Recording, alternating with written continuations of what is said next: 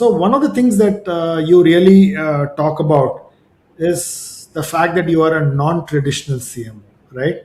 Yeah. And that caught my attention more than anything else. So why do you really call yourself a non-traditional CMO? I think it's a brilliant way to start. And somehow I think the personal branding piece is working because you picked up the one word that I wanted most people to sort of notice on the profile.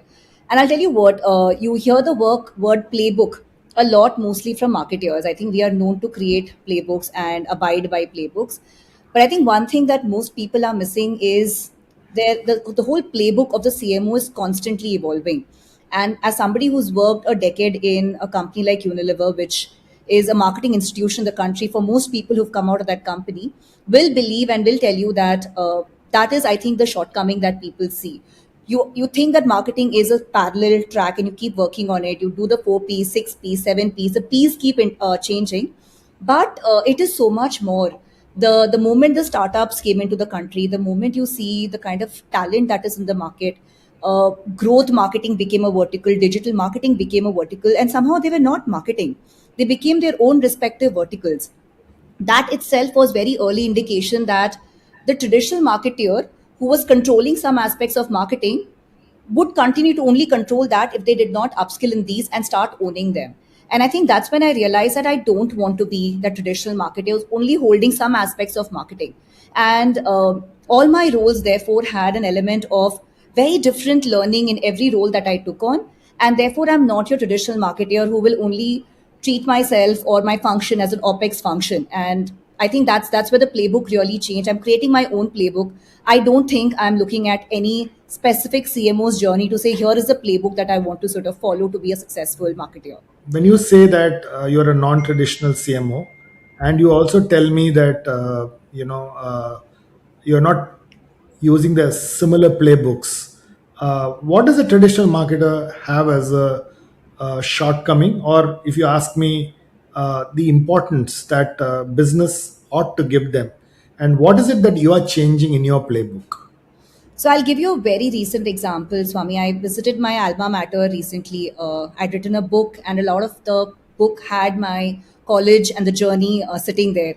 And I'll tell you, the most disappointing aspect is the same questions are still in the room, saying, when I join the marketing function, will I be creating the next big brand campaign? What will be the digital marketing strategy? A little bit of AI, because such an abuse term. Everybody's like, will AI take over my jobs? But I think at the end of it, everybody is talking just the 4 P's of marketing, saying, I will handle the product, I will handle consumer insighting and research, I will handle a little bit of distribution, and I will have control on pricing. Beyond this, and a little bit of the entire agency function for anybody who wants to enter that space in the creative side of it. But that's the understanding on marketing, and the books also capture that. What I have seen really is, if you're not a marketer who's understanding the P&L, you've already lost the battle. So that's always been one aspect of my journey, which is why I took on the role when I got for the GSK merger. While it started off as a marketing role, it was a heavy PMO role where I had to look at functions across board, from supply chain to finance to anything that impacted the integration itself. So PNL understanding extremely important. The second piece which nobody talks about is, how do you constantly understand the pillars that become relevant for marketing? Nobody talks PR enough, and I think it is such a crucial function, lying somewhere between verticals as Marcom, and done very poorly in most companies beginning to start their journeys. And PR is almost sometimes the least on cost, and if done well can be your single largest marketing tool, but not sitting with marketing more often than not. This has been a space that I have been personally investing a lot of time learning over the last 4.5 years. We don't talk about it, events enough. We leave it for alcohol and tobacco industries who have to do a different kind of marketing. But events are so important in B2B, and they are strategic. So whether it is a space like workspace where you have to meet key IPC partners who are our broker partners, or clients. I mean, in FMCG, I would not even know who my consumers are. It's a faceless marketing strategy. Here, it is a one-to-one marketing strategy, and I want to meet my consumers or customers. In our case, understand what they mean. So events becomes really important. Nobody teaches you how to do events. and it's left as an agency activation piece, and that doesn't work in most cases. So over the years, things like events, partnerships, PR, digital marketing in a very strategic sense, growth marketing in a strategic sense, I have added these layers as things that I'm really good at, and I don't have to depend on a second person or a second sub function to work this with me. I think that's where the playbook really changes, where you are foreseeing what marketing can influence and take that over.